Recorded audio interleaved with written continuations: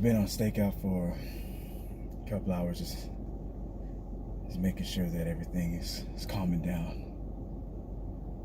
I can't say enough how much we appreciate what you did for us. You really saved our asses. And I know you get a lot of heat from it, but you really are a hero.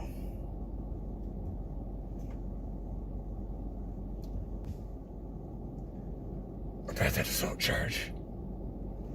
Did you know anything about that?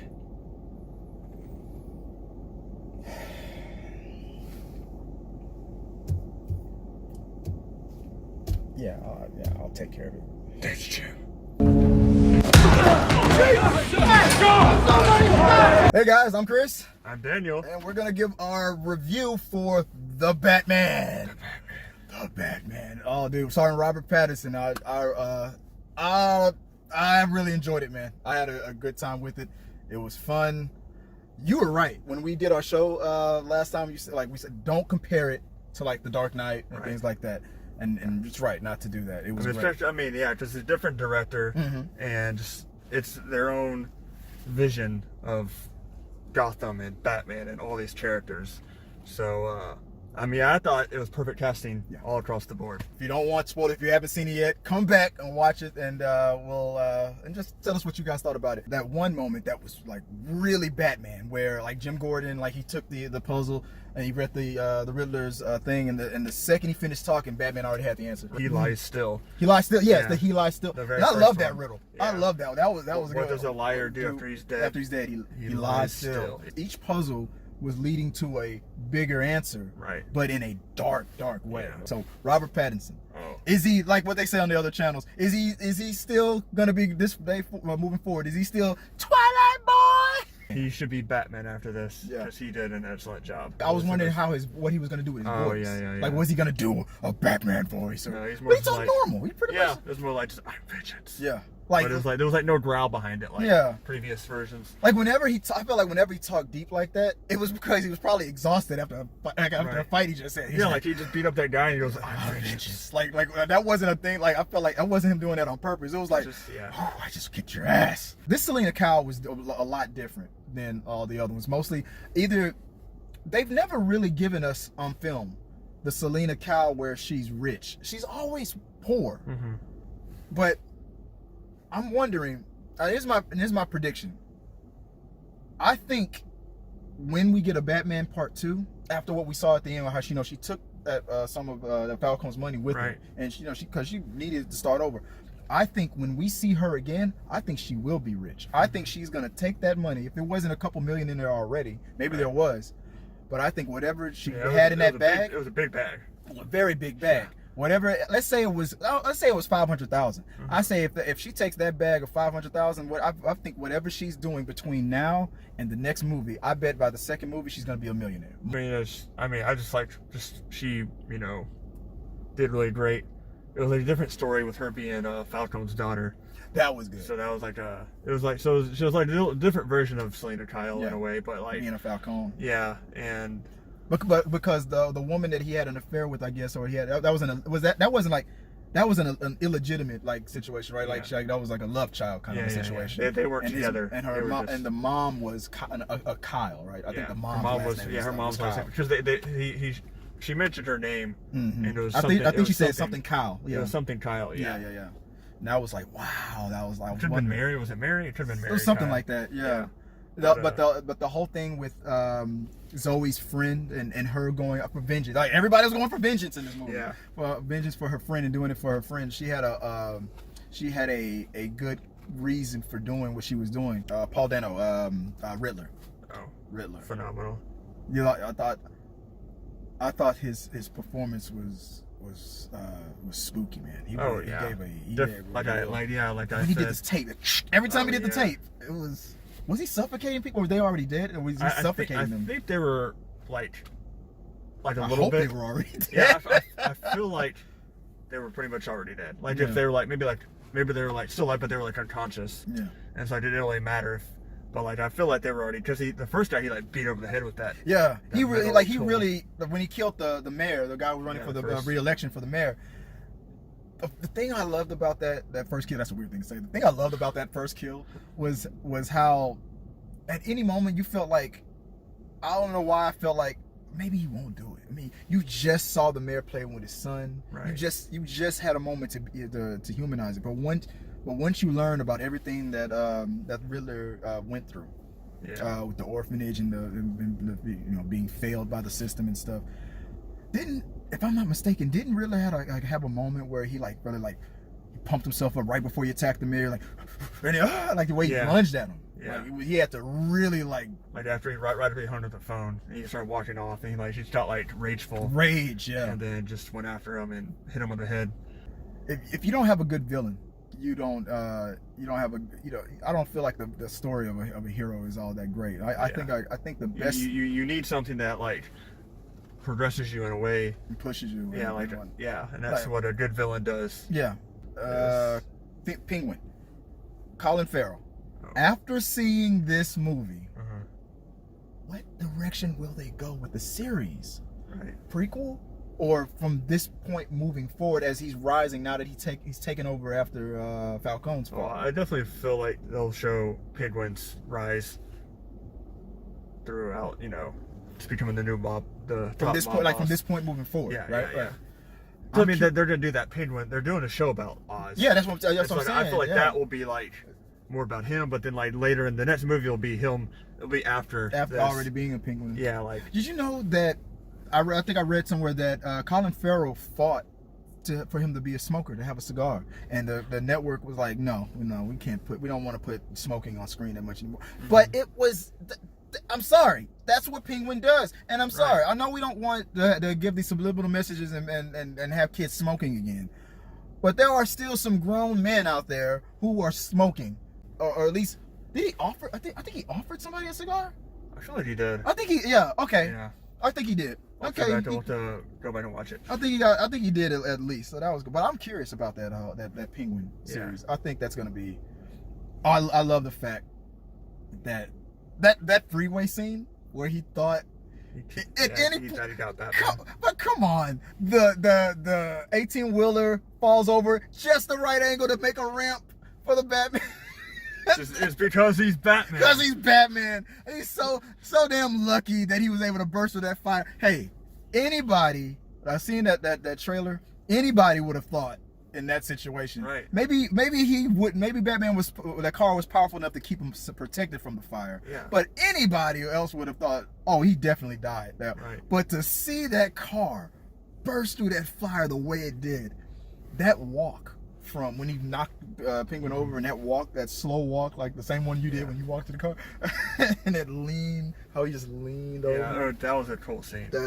He's like, I loved his walk all through the movie. It's it was very intimidating. Anytime he's come from the shadows. Yeah, that was so cool. Those steps were good. Oh yeah. I swear to God, I thought he was gonna say license and registration.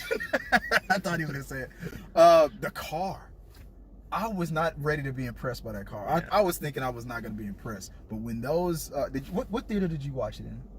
I watched it at the Marquee both times. Well, was it what kind of a screen? Was it IMAX? The second time was IMAX. Okay. Yeah. On the IMAX one, but how was when I heard that scene with the car? IMAX was fantastic. I heard that the scene with the car and the sound was really intense. Yeah.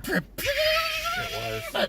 When that sound effect hit, I saw it in the regular showing. I want to see it again, and I want the whole experience with the sound. Right. That car is very loud. I thought it was going to be one of my lowest ranked out of all the Batmobiles. I still think that the Tumbler is my favorite, but it's close to Ben Affleck's Batmobile. Right. But I'm gonna have to think about it now. Maybe we'll do a ranking. Jeffrey Wright as Gordan. Commissioner, Lieutenant Gordan at this point. Couldn't do exactly. Just like in the Dark Knight, you got a promotion. Hey, you know what? This guy's dead. You get a. Wait, did the commissioner got killed? Yeah, right? Commissioner Loeb. Yeah. Got killed, right? It was one of the Joker's targets. Yeah. Yeah. But yeah, he did really good too. Like I said, I feel like it was perfect casting all across the board. You know what I did not notice, or I did notice online, because usually when 9 times out of 10, they did a little bit with Zoe, but every time there's a casting or like a race change or something like that, there's the Geeks and Gamer guys, they always make a big deal about it. But when it's an actor that you can't deny like a Denzel Washington or something. You know, like they always have to be at a certain level. They're like, all right. Even the ones who bitch about race changing all the time, we're like, all right, we'll let that slide. Like it's fun. I just thought it was interesting that I hardly heard anybody talk. And I mean, like just to switch topics, like switch universes. Yeah. Was there really much talk about when they made Nick Fury Samuel L. Jackson? They loved it. Nobody and it I think at that point the Ultimate Spider-Man comic books were already coming out. They already changed his race in that Ultimate Universe because he was based on Samuel L. Jackson. The artist did that on purpose. So when they saw it on screen for the first time, they were 100% happy with it because it was like, oh my God, we're about to do something with movies that we've never done before. So that the excitement of that superseded anybody's stupidity. Well, all long as we know it's gonna be good casting, it doesn't like really matter. As long as they're good actors, I don't care. Andy Serkis, talk about an awesome Alfred. Now forget whatever Sarah was talking about with that other Alfred on that Pennywise TV show. This was Alfred. Serkis, Andy Serkis is Alfred. That the way he was giving as good as he got. He didn't take Bruce's crap whenever he was throwing his little temper tantrum. Like, you're not my father. You're like, or like in the hospital scene with like all that too. Yeah.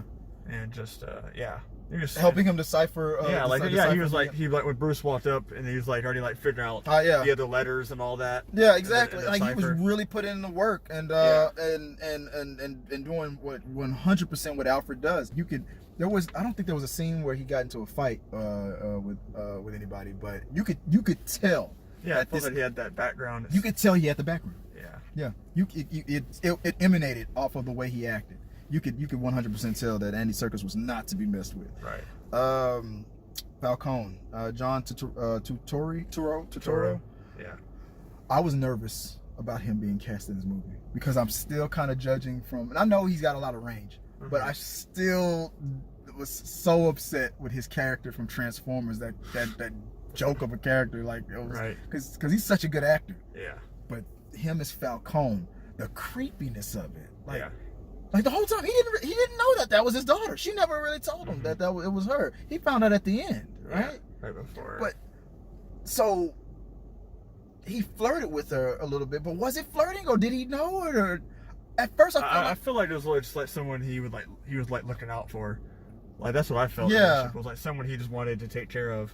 And then when he found out it was his daughter, like he was creepy about it in a way, but he never really crossed that line. He would always say things like "my sweet this" or something like that. He called it like those cat call names, and she would allow it just to get.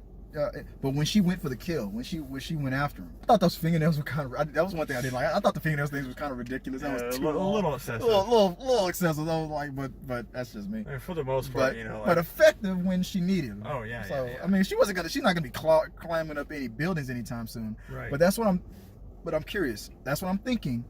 That when we see her again in part 2, I think she's going to be a rich Selina Kyle, and still just burglaring for fun. I just feel like they're doing like a little bit condensed on some things, or it wouldn't have been that so long of a movie. The third act, the end could have shaved a lot. Been like 20 minutes of about 2.5 hours would have been like a good runtime. A good runtime for this, yeah. It didn't need to be 3 hours. They could just like condense some things down. I mean, it was great. I liked what they did. A firm foundation. I mean, everything made sense. It's just I feel like some of it could have been condensed. Yeah. Like not necessarily taken out, just trim. Left in, but this scene doesn't need to be. Don't need like cut out. This scene doesn't need to be 10 minutes. It could be 8 minutes. And this scene doesn't need to be 15 minutes. It could be 7 minutes. Stuff like that. Yeah. But keep the scene. Yeah. Everything that was done. Keep the was, scene. was just great. like condense. But condense it. Yeah. It didn't have to drag out as long. It's like I feel like they wanted to drag certain things off a little long, like certain stairs and certain look, just because they wanted to really set this darkness, this whole thing, like everything in the air of the city was off, and Batman is all chaos. I like that one scene where he was questioning himself, like if he's really even making any difference and whatnot. And then at the end he realized what he needs to become at the very end of the movie. Yeah. Okay. Here's a criticism of it. There was that scene where he was captured by the police and he was on the bed and they were talking about whether or not they would demask him, and he finally woke up and he's fighting off the cops. I'm sorry. I don't care if you're Batman. I don't care if you're trained to take on a room full of ninjas. You are in a very tight space with like 50 men. Unless you pulled a bomb out or something to really fight them off, 50 cops? I felt like that would have been a very short fight. Like, I don't think Batman could even. I know he's Batman. He didn't directly fight them. He pushed off a couple guys here and there. Well, I mean, but he was just, he didn't know where he was. Yeah, he was disoriented, but all he knew was like, you're not touching my mask. Like get the hell off of me. But I'm like, let's be honest. If this would have been real life, the second he hit that cop in the face, Jim Gordan wouldn't have been able to stop all those guys. Any real PD office would have jumped him instantly. It should have cut from that punch in the face to them shooting at him as he was running away. That should have been the cut, because to me that would have been the most realistic cause and effect. Like, that wouldn't have been a conversation. That was assault on a police officer. All right, we'll give you 10 minutes to talk to him, Jim. Like, no, have you seen it? Cops do not play around when you hit their own. Right. But it was in the script, so I get it. To me, that was the one part that made me laugh. But it was really just for him to like punch Jordan and then like get away. Yeah, to get away and stuff. So it was cool, like, I wish you would have pulled that punch. He's like, I did pull that punch. So if you realize right when he's about to, he does something and like he hesitated. Because I guess he hasn't really jumped off a building that high yet. Yeah, you could tell that this was still an unexperienced. Year too. It was like his first time doing that high of a jump. Yeah, so he was like whoa, and then he put on like the suit changed to the flying squirrel kind of a suit. Yeah. I am so glad that he didn't do that perfectly. Oh yeah. I'm so glad that they threw it in there. Hitting the bus. They showed Batman like making a mistake or miscalculating a little bit, because that's probably what would happen for real. Yeah. Like the first time at least. Right. Like, I feel like this was the first time he did that. It had to be because he hesitated like, shit, I can't believe I'm about to do this. The Arkham scene. Oh yeah, obviously, come on, it was Joker. Oh, that's Joker. I mean, the way he starts, so he said something about like being a clown. Yeah. And it was like the first, and then unless it's the biggest misdirect in the world. And then his laugh. But obviously that's okay. And it's the guy who played Druid in Eternals. Yeah. Barry Keoghan. Yes, and I heard that there was supposed to be a scene where he interacted with Batman or something, but they cut it out. Right. But I'm sure we'll find it on the Blu-ray. That to me was very Nolan-ish with the Dark Knight, with Batman Begins, like the whole I'll look into it kind of a thing. I was like, what's that? I didn't feel like it was necessary. It felt like an end-credit scene, and they didn't want to be just like Marvel, so they didn't make it an end-credit scene. It felt like that. Yeah. And if this was Marvel, that would have been the end-credit scene. So they would. Joker. So maybe that should have been an end credit scene. I don't know. It just, to me, it felt, because one of the criticisms, and I agree with, is because this goes on to how long it was, is that it felt like there was like 7 endings. Like it ended 7 times. Yeah. Like it could have stopped here. It could have stopped there. It definitely could have stopped before that. Him looking at Selina driving off in the distance should have been it. And then maybe the Joker thing would have been at the end. Well, that was even after the rescue scene. Yeah. Because I felt like they were gonna end it right when he was narrating the whole right when they were rescuing all the people from the arena. Yeah. But then they had the scene with him and Selina, and then the whole, of course, I think the Arkham scene was before that. Yeah. It ended with them going separate ways. Yeah. Well, him doing that, so they did a good job with him building that trust with. They went through the whole thing of emotions between the city and Batman. Like, do we trust him? Then we don't trust him. Then he earned their trust again. He was willing to die, and everybody saw it. So it was. I think they did a real good job. Like, I got to see it in like the Dolby Digital. I got to see it. I don't want to watch Dolby. Yeah. But I always do like IMAX and Dolby to see like the differences. Yeah. I can't wait to definitely need to watch it in both. We're looking forward to these spin-off series and see what those are going to be about. Can't wait to check it out again, guys. Let us know what you think about our reaction. What did we miss that we forgot to talk about? Just put in the comments below, and we'll answer your questions in the comment section. Let us know what you guys think about the movie. Did you like it? Is Pattinson Batman, or is he where does he rank, I guess, for your Batman?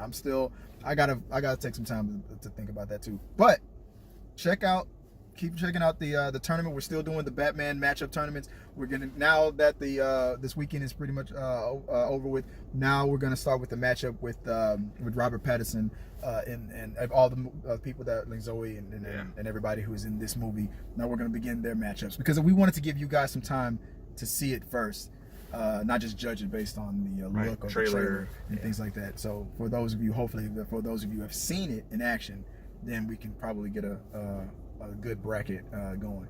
But yeah, but look out for those results and vote for your favorite. Who is the best, the quintessential Batman? Who's going to win those matchups? The Catwoman fights, the Penguin and the Riddler. So go out and check those out on our social media and send your vote. You can vote multiple times. It doesn't matter. It's getting averaged out anyway. And if your person didn't get picked, you should have shared. You gotta vote. You gotta vote. You gotta pick. You gotta tell people to vote. All right, guys. Like I said again, I'm Chris. I'm Vengeance. And I appreciate you guys for watching us. And until next time, peace. Our supporters help make all this content possible, so make sure you check out our Patreon page so you can help us bring you the content you want. Push the pedal to the freaking metal. I'm turned up just like heavy metal. Yo.